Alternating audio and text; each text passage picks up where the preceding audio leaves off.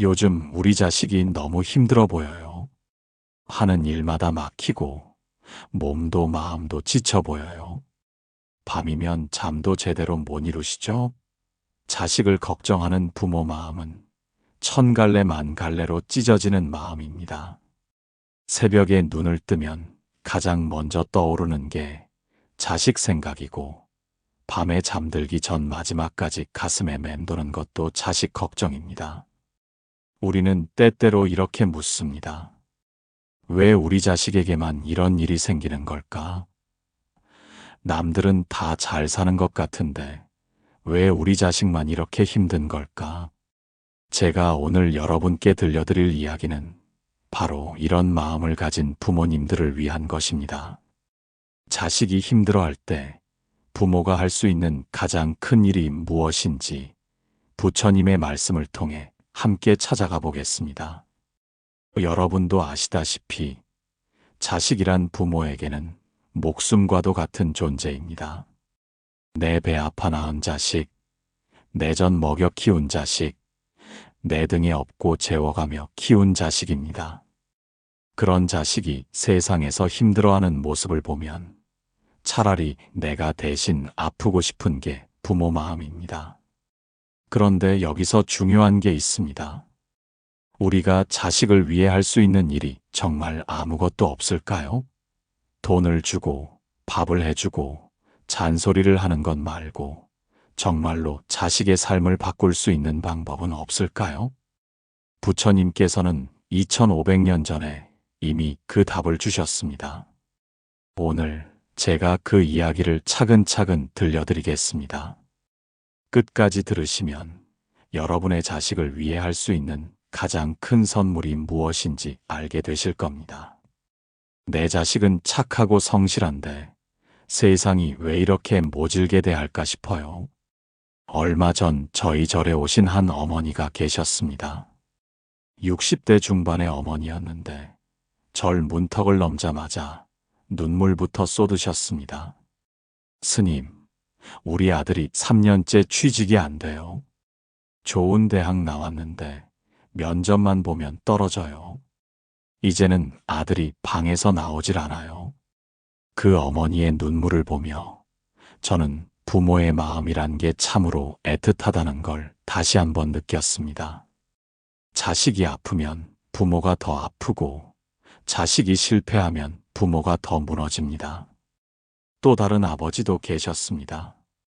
70대의 아버지였는데 40대 딸이 우울증에 걸려 병원에 다니는 걸 보며 이렇게 말씀하셨습니다. 스님, 제가 대신 아팠으면 좋겠어요. 차라리 제가 그 우울증을 알았으면 딸아이는 건강하게 살 텐데. 이런 사연들을 들을 때마다 저는 부모의 사랑이란 게 얼마나 깊고 간절한지 느낍니다. 자식을 위해서라면 목숨도 바칠 수 있는 게 부모입니다. 그런데 막상 자식이 힘들어할 때 우리가 해줄 수 있는 게 별로 없다는 무력감에 더 아파합니다. 여러분의 경험은 어떠신가요? 자식이 힘들어할 때 어떤 마음이 드셨나요? 댓글로 나눠주시면 같은 마음을 가진 분들과 위로를 나눌 수 있을 겁니다. 저는 수많은 부모님들을 만나면서 한 가지 공통점을 발견했습니다. 자식이 힘들어할 때 부모님들은 모두 같은 질문을 하신다는 겁니다. 왜 하필 우리 자식에게 이런 일이? 내가 뭘 잘못해서 자식이 이렇게 고생하는 걸까? 이런 자책과 원망 속에서 부모님들은 점점 더 깊은 고통 속으로 빠져듭니다. 자식도 힘들고 부모도 힘든 악순환이 계속되는 거죠. 운명이 정해져 있는 걸까? 자식의 삶은 자식만의 몫일까? 우리는 종종 이런 의문을 품습니다. 만약 운명이 정해져 있다면 우리가 아무리 노력해도 소용없는 걸까요? 자식의 삶이 오로지 자식의 몫이라면 부모가 할 수 있는 일은 정말 아무것도 없는 걸까요?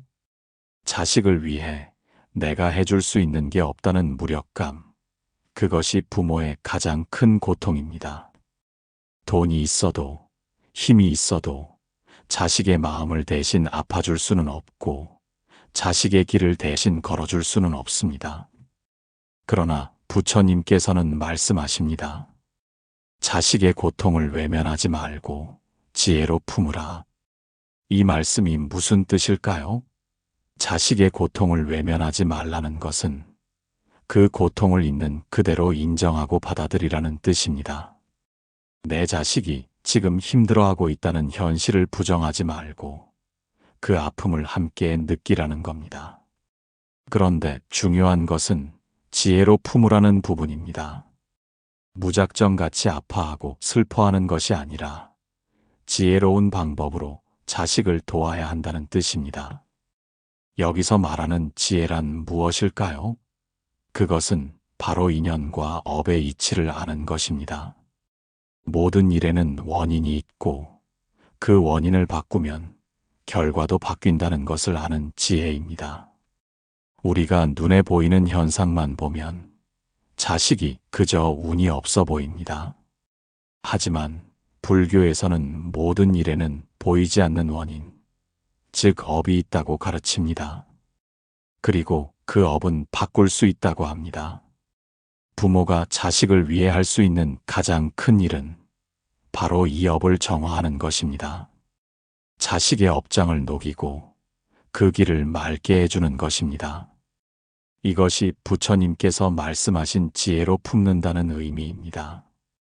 어느 날 부처님의 제자 한 분이 부처님께 여쭈었습니다. 세존이시여, 세상이 왜 이토록 불공평합니까? 어떤 이는 부유하게 태어나고 어떤 이는 가난하게 태어납니다. 어떤 이는 건강하고 어떤 이는 병약합니다. 이것이 어찌 공평하다 할 수 있겠습니까? 부처님께서는 잔잔히 미소 지으시며 말씀하셨습니다. 모든 인연은 업으로 인해 일어난다. 하지만 그 업은 돌에 새긴 글자가 아니라 물 위에 그은 선과 같아서 언제든 바뀔 수 있다. 제자가 다시 여쭈었습니다. 그렇다면 한 사람의 업을 다른 사람이 대신 갚을 수도 있습니까? 부모가 자식의 업을 대신 짊어질 수 있습니까? 부처님께서 말씀하셨습니다. 물이 높은 곳에서 낮은 곳으로 흐르듯 공덕도 큰 곳에서 작은 곳으로 흐른다. 부모의 지극한 마음으로 쌓은 공덕은 자연스럽게 자식에게 흘러간다. 이것이 회향의 이치이다. 이 대화에서 우리는 중요한 가르침을 얻을 수 있습니다.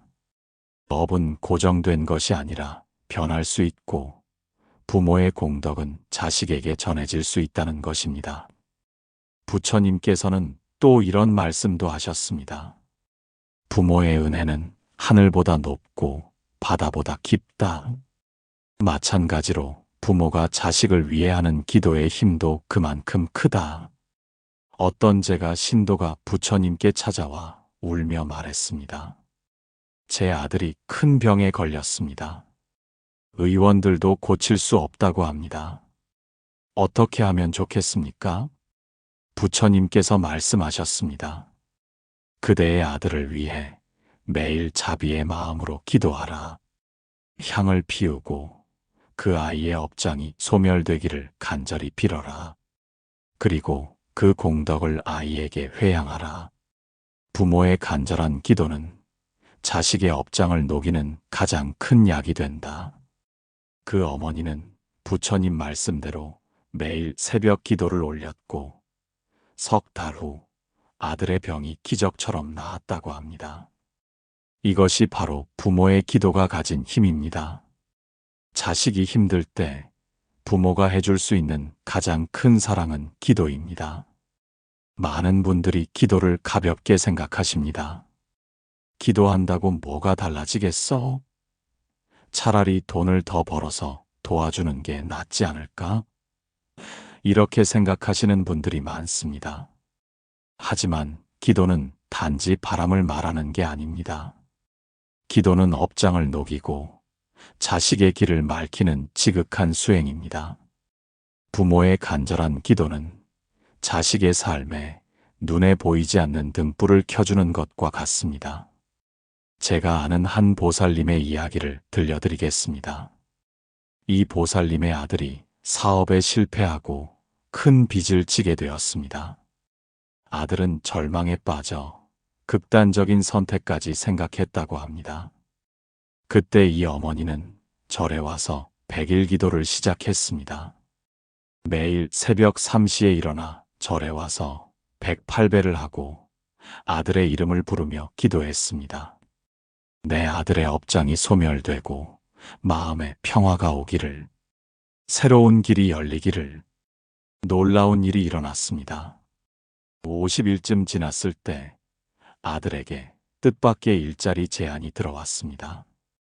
예전에 함께 일했던 사람이 아들의 능력을 기억하고 있다가 새로운 사업을 시작하면서 함께 하자고 제안한 것입니다.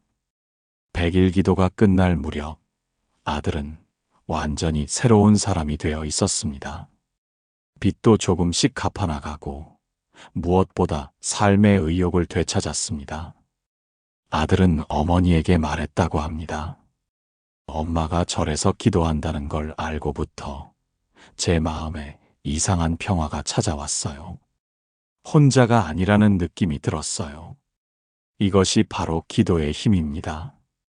기도는 단순히 소원을 비는 것이 아니라 우주의 에너지를 움직이는 것입니다.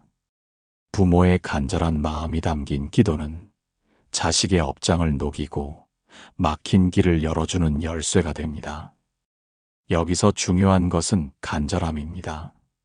형식적으로 하는 기도가 아니라 정말로 자식을 사랑하는 마음에서 우러나오는 간절한 기도여야 합니다. 그런 기도만이 하늘을 움직이고 업장을 녹일 수 있습니다. 그런데 여기서 우리가 놓치지 말아야 할 중요한 점이 있습니다. 자식의 고난도 그 영혼의 공부라는 사실입니다. 우리는 자식이 조금만 힘들어해도 당장 달려가서 대신 해결해주고 싶어 합니다. 하지만 그것이 정말 자식을 위한 일일까요? 나비가 고치를 뚫고 나올 때 그 과정이 힘들다고 해서 우리가 고치를 찢어준다면 그 나비는 날 수 없게 됩니다. 마찬가지로 자식이 겪는 어려움도 그들이 성장하기 위해 꼭 필요한 과정일 수 있습니다. 우리가 너무 빨리 도와주려 하지 말고 그 길을 함께 걸어주는 마음을 가져야 합니다. 부처님께서는 이렇게 말씀하셨습니다. 자식이 넘어질까 두려워하는 것이 아니라 다시 일어설 수 있다는 믿음을 주는 것이 참된 부모의 마음이다. 이 말씀이 참으로 깊습니다. 우리가 자식을 정말로 사랑한다면 그들이 넘어지지 않도록 모든 돌을 치워주는 것이 아니라 넘어져도 다시 일어설 수 있는 힘을 길러주어야 합니다. 그렇다면 어떻게 해야 할까요? 첫째, 자식을 있는 그대로 인정해주는 것입니다. 너는 지금 힘든 시간을 보내고 있구나. 그래도 너는 충분히 잘하고 있어. 라고 말해주는 것입니다. 둘째, 자식의 선택을 존중해주는 것입니다. 우리가 보기에는 잘못된 선택처럼 보여도 그것이 그들이 배워야 할 교훈일 수 있습니다. 물론 큰 위험이 있을 때는 조언해야 하지만 모든 것을 대신 결정해 주려 하면 안 됩니다. 셋째, 무조건적인 사랑을 보여주는 것입니다. 내가 성공하든 실패하든 나는 항상 너를 사랑한다는 메시지를 전해주는 것입니다. 이런 든든한 뒷받침이 있을 때 자식은 어떤 어려움도 이겨낼 수 있습니다. 한 스님께서 이런 말씀을 하신 적이 있습니다. 자식은 부모의 거울입니다. 자식이 힘들어한다면 먼저 부모인 내가 어떤 모습인지 돌아보아야 합니다. 이 말씀도 깊이 새겨들을 필요가 있습니다. 우리가 불안해하면 자식도 불안해하고 우리가 평화로우면 자식도 평화로워집니다. 그래서 자식을 위한 최고의 선물은 부모가 먼저 행복해지는 것입니다. 이제 구체적으로 어떻게 기도하고 실천해야 하는지 말씀드리겠습니다. 매일 새벽 향을 피우고 이렇게 기도해 보십시오. 이 생에 나와 인연된 내 자식, 전생의 은인이며 나의 거울인 자식이여. 그 업이 높고 마음이 맑아지며 삶이 평화로워지기를 발언합니다. 이 기도문을 외우실 때는 자식의 얼굴을 떠올리며 정말로 그 아이가 행복해지기를 바라는 마음으로 해야 합니다. 형식적으로 입으로만 외우는 것이 아니라 가슴 깊은 곳에서 우러나오는 간절한 마음이 담겨야 합니다. 자식의 이름을 부르며 업을 대신 회양해주는 기도를 108배 절과 함께 실천하면 더욱 좋습니다. 108배가 힘드신 분들은 21배나 7배라도 좋습니다. 중요한 것은 횟수가 아니라 정성입니다. 절을 하실 때는 이렇게 마음속으로 되뇌어 보세요. 첫 번째 절, 내 자식의 몸이 건강하기를. 두 번째 절, 내 자식의 마음이 평화롭기를. 세 번째 절, 내 자식의 길이 열리기를. 또한 짧은 명상법도 소개해 드리겠습니다. 편안한 자세로 앉아서 눈을 감고 자식의 얼굴을 떠올려 보세요. 그리고 그 아이가 밝은 빛 속에 놓여 있는 모습을 상상해 보세요. 황금빛 빛이 자식을 감싸고 그 빛이 모든 어둠과 고통을 녹여내는 모습을 그려보는 것입니다. 이런 자비 명상을 하루에 10분씩만 해도 자식에게 놀라운 변화가 일어날 수 있습니다. 실제로 많은 부모님들이 이 명상을 통해 자식과의 관계가 개선되고 자식의 상황이 나아졌다고 증언하십니다. 그리고 또 하나 중요한 실천법이 있습니다. 바로 선업 쌓기입니다. 자식의 이름으로 남을 돕는 것입니다. 예를 들어 자식의 이름으로 어려운 이웃을 돕거나 절에 보시를 하거나 방생을 하는 것입니다. 이렇게 쌓은 선업의 공덕을 자식에게 회양하면 그것이 자식의 업장을 녹이는데 큰 도움이 됩니다. 이 공덕이 모두 내 자식에게 돌아가기를, 이 공덕으로 내 자식의 모든 업장이 소멸되기를 이라고 회양하시면 됩니다. 여기서 주의할 점은 이 모든 것을 자식에게 알리거나 자랑할 필요가 없다는 것입니다. 조용히, 묵묵히 실천하는 것이 더 큰 힘을 발휘합니다. 보이지 않는 곳에서 하는 부모의 기도와 실천이 자식에게는 가장 든든한 울타리가 됩니다. 자식이 지금 힘들어도 언젠가는 그 시간들이 자양분이 됩니다. 우리도 돌이켜보면 그렇지 않습니까? 젊은 시절 겪었던 어려움들이 지금의 우리를 만들었습니다. 그때는 왜 나에게만 이런 일이 생기나 싶었지만 지나고 보니 그 모든 것이 공부였고 성장의 밑거름이었습니다. 우리 자식들도 마찬가지입니다. 지금 겪는 어려움이 훗날 그들을 더 단단하고 지혜로운 사람으로 만들어줄 것입니다. 다만 그 과정이 너무 힘들지 않도록 부모가 뒤에서 기도로 받쳐주는 것입니다. 부모가 기도하는 순간 자식의 삶은 보이지 않게 정화되기 시작합니다. 마치 더러운 물에 맑은 물을 한 방울씩 떨어뜨리면 언젠가는 그 물이 맑아지듯이 부모의 기도는 자식의 삶을 조금씩 맑게 만들어갑니다. 제가 만난 한 아버지의 이야기를 들려드리겠습니다. 이 아버지의 아들은 20대 후반에 교통사고를 당해 하반신 마비가 되었습니다.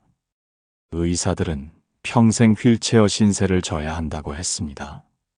하지만 이 아버지는 포기하지 않았습니다. 매일 새벽 산에 올라가 아들을 위해 기도했습니다. 부처님, 제 다리를 가져가시고 아들의 다리를 돌려주십시오라고 간절히 빌었습니다. 3년이 지났을 때 기적 같은 일이 일어났습니다. 아들의 발가락이 조금씩 움직이기 시작한 것입니다. 의사들도 설명할 수 없는 일이었습니다. 지금 그 아들은 보조기구를 이용해 걸을 수 있게 되었고 장애인을 돕는 일을 하고 있습니다. 이런 기적이 모든 사람에게 일어나는 것은 아닙니다. 하지만 한 가지 확실한 것은 부모의 기도는 반드시 어떤 형태로든 자식에게 전해진다는 것입니다. 눈에 보이는 기적이 아니더라도 마음의 평화, 새로운 인연, 뜻밖의 기회 등의 모습으로 나타납니다. 그런데 여기서 중요한 게 있습니다. 지금 내가 할 수 있는 가장 큰 사랑은 믿음으로 기다리고 기도로 안아주는 것입니다. 믿음으로 기다린다는 것은 자식이 결국엔 이 어려움을 이겨낼 것이라고 믿는 것입니다. 조급해하지 않고 재촉하지 않고 그저 믿고 기다리는 것입니다. 씨앗이 싹을 틔우려면 시간이 필요하듯이 자식이 성장하는데도 시간이 필요합니다. 기도로 안아준다는 것은 직접 안아줄 수 없을 때 기도로나마 그 아이를 감싸주는 것입니다. 내 기도가 보이지 않는 날개가 되어 자식을 보호하고 힘이 되어준다고 믿는 것입니다. 이제 조금 더 깊은 이야기를 해보겠습니다.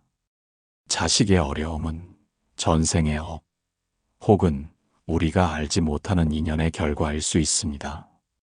불교에서는 모든 일에는 원인이 있다고 가르칩니다. 우리가 이 생에서 만나는 모든 사람, 겪는 모든 일은 전생의 인연과 업의 결과라고 합니다.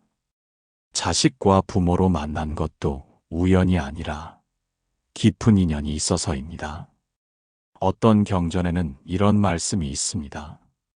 전생에 은혜를 입은 사람은 이 생에 자식으로 태어나 그 은혜를 갚고, 전생에 빚을 진 사람은 이 생에 자식으로 태어나 그 빚을 받아간다. 이 말씀이 조금 무섭게 들릴 수도 있지만 다르게 생각해보면 모든 만남에는 의미가 있다는 뜻입니다. 우리 자식이 우리에게 온 것도 서로 갚고 갚아야 할 인연이 있어서입니다. 그런데 중요한 것은 그 업은 변할 수 있다는 사실입니다. 업은 고정불변의 운명이 아닙니다. 우리의 노력과 실천으로 얼마든지 바꿀 수 있습니다. 부처님께서는 업은 그림자와 같아서 만든 사람을 따라다닌다. 하지만 밝은 빛을 비추면 그림자는 사라진다고 하셨습니다. 여기서 밝은 빛이란 바로 선업이고 공덕이고 기도입니다. 또한 삶은 무상합니다. 오늘의 고통도 지나가고 자식의 어려운 시절도 지나갑니다. 영원한 것은 없습니다. 지금 아무리 막막해 보여도 시간이 지나면 반드시 변합니다. 제가 아는 한 보살님은 아들이 사업 실패로 10억이 넘는 빚을 졌을 때 이렇게 말씀하셨습니다. 무상하구나. 돈이 있을 때도 무상했는데 왜 돈이 없어진 것만 보고 울까? 이것도 지나갈 것이다. 그 담담한 태도가 오히려 아들에게 큰 힘이 되었다고 합니다. 어머니가 흔들리지 않으니 아들도 다시 일어설 용기를 얻었던 것입니다. 부모가 먼저 업을 정화하면 그 공덕은 자식에게 자연스럽게 흘러갑니다. 이것이 회향의 원리입니다. 물이 높은 곳에서 낮은 곳으로 흐르듯이 공덕도 많은 곳에서 적은 곳으로 흐릅니다. 그래서 부모가 먼저 마음을 닫고 선업을 쌓고 기도를 하는 것이 중요합니다. 부모의 맑은 기운이 자식에게 전해지면 자식의 업장도 자연스럽게 정화됩니다. 또 하나 기억하셔야 할 것은 우리가 자식을 위해 하는 모든 노력이 헛되지 않는다는 것입니다. 설령 이 생에서 그 결과를 보지 못하더라도 그 공덕은 반드시 언젠가는 열매를 맺습니다. 어떤 스님께서 이런 말씀을 하셨습니다. 부모가 자식을 위해 흘린 눈물은 하늘에 저축되어 언젠가는 자식에게 복으로 내린다. 우리가 자식을 위해 하는 기도, 흘리는 눈물, 쌓는 공덕은 결코 사라지지 않습니다. 그것은 우주의 은행에 저축되어 자식이 가장 필요로 할 때 꺼내 쓸 수 있는 보물이 됩니다. 그러니 지금 당장 결과가 보이지 않더라도 실망하지 마세요. 씨앗을 심고 바로 다음 날 열매를 기대할 수는 없듯이 우리의 기도와 노력도 시간이 필요합니다. 때로는 우리가 기대하지 않은 방식으로 결과가 나타나기도 합니다. 자식의 병이 낫기를 바라며 기도했는데 병은 그대로지만 자식의 마음이 평화로워지는 경우도 있습니다. 취직을 바라며 기도했는데 취직 대신 새로운 공부의 기회가 오는 경우도 있습니다. 이 모든 것이 부처님의 자비로운 배려입니다. 우리가 보기에는 최선이 아닌 것 같아도 긴 안목으로 보면 그것이 자식에게 가장 필요한 것일 수 있습니다. 오늘 제가 들려드린 이야기가 자식을 걱정하는 여러분의 마음에 조금이나마 위로가 되었기를 바랍니다. 기억하세요. 자식이 힘들 때 부모가 할 수 있는 가장 큰 일은 기도입니다. 그리고 그 기도는 반드시 자식에게 전해집니다. 보이지 않는 길로 우리가 상상할 수 없는 방법으로 전해집니다.